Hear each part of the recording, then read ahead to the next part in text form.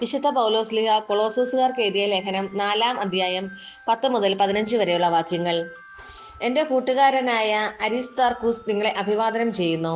അപ്രകാരം തന്നെ ബാർണബാസിന്റെ പിതൃവ്യപുത്രനായ മർക്കോസും അവനെക്കുറിച്ച് നിങ്ങൾക്ക് നിർദ്ദേശങ്ങൾ ലഭിച്ചിട്ടുണ്ടല്ലോ. അവൻ വരികയാണെങ്കിൽ നിങ്ങൾ അവനെ സ്വാഗതം ചെയ്യണം. യൂസ്തോസ് എന്ന് വിളിക്കപ്പെടുന്ന യേസൂസും നിങ്ങൾക്ക് വന്ദനം പറയുന്നു. ദൈവരാജ്യത്തിനു വേണ്ടി അധ്വാനിക്കുന്ന എന്റെ സഹപ്രവർത്തകരിൽ പരിചരണം സ്വീകരിച്ചവർ ഈ 3 പേർ മാത്രമാണ്. ഇവർ എനിക്ക് വലിയ ആശ്വാസമായിരുന്നു. നിങ്ങളിൽ നിന്നുള്ളവനും യേശുക്രിസ്തുവിന്റെ ദാസനുമായ എപ്പഫ്രാസ് നിങ്ങൾക്ക് അഭിവാദനം അർപ്പിക്കുന്നു.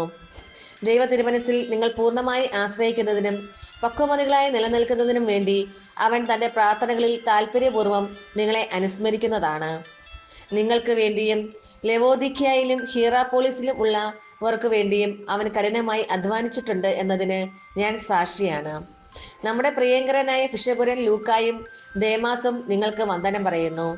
ലെവോദിക്കയിലുള്ള സഹോദരർക്കും നിംഫായിക്കും അവളുടെ ഭവനത്തിലെ സഭയ്ക്കും എൻ്റെ ആശംസകൾ. നമ്മുടെ കർത്താവായ മിശിഹായ്ക്ക് സ്തുതി. വിശുദ്ധ ലൂക്ക അറിയിച്ച സുവിശേഷം 10-ാം അധ്യായം 1 മുതൽ 9 വരെയുള്ള വാക്യങ്ങൾ. അനന്തരം കർത്താവ് വേറെ 72 പേരെ തിരഞ്ഞെടുത്ത് താൻ പോകാനിരുന്ന എല്ലാ പട്ടണങ്ങളിലേക്കും നാട്ടിൻപുറങ്ങളിലേക്കും ഈ 2 പേരെയായി അവരെ തനിക്ക് മുമ്പേ അയച്ചു. അവൻ അവരോട് പറഞ്ഞു, കൊയ്ത്ത് വളരെ, വേലക്കാരോ ചുരുക്കം. അതിനാൽ കൊയ്ത്തിന് വേലക്കാരെ അയക്കുവാൻ കൊയ്ത്തിന്റെ നാഥനോട് നിങ്ങൾ പ്രാർത്ഥിക്കുവിൻ. പോകുവിൻ, ഇതാ ചെന്നായ്ക്കളുടെ ഇടയിലേക്ക് കുഞ്ഞാടുകളെ എന്ന പോലെ ഞാൻ നിങ്ങളെ അയക്കുന്നു. മടിശീലയോ സഞ്ചിയോ ചെരിപ്പോ നിങ്ങൾ കൊണ്ടുപോകരുത്. വഴിയിൽ വെച്ച് ആരെയും അഭിവാദനം ചെയ്യുകയും അരുത്.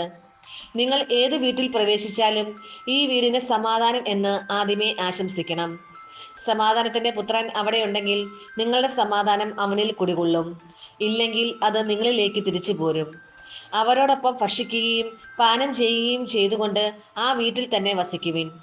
വേലക്കാരൻ തന്റെ കൂലിക്ക് അർഹനാണല്ലോ. നിങ്ങൾ വീടും തോറും ചുറ്റി നടക്കരുത്.